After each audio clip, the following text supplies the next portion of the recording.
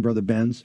Why is it a bad thing to have something like the USA that sounds on the surface of it? You just saw the big crocodile tears are crying on MSNBC. It's for humanitarian projects. It's for development projects. It's to help bring water to the village.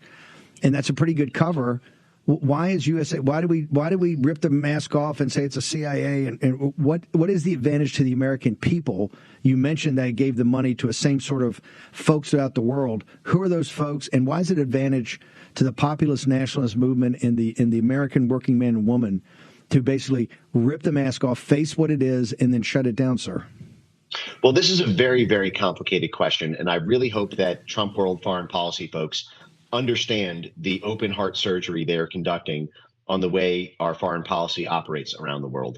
And in terms of why it's a bad thing that USAID does what it does, this is one of these questions that, you know, I've known and followed this stuff for many years, but I never made a crusade about taking it on until USAID got in the business of censoring the internet.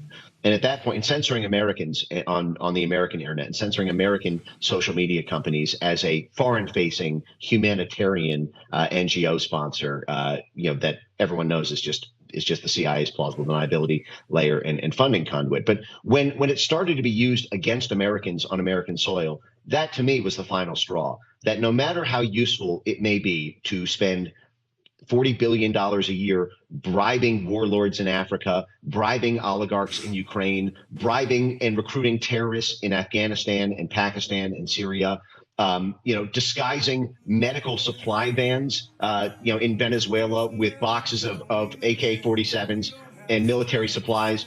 The fact is it is no longer a foreign policy instrument. It is a domestic control instrument, and that is the final straw. You can't do that to Americans.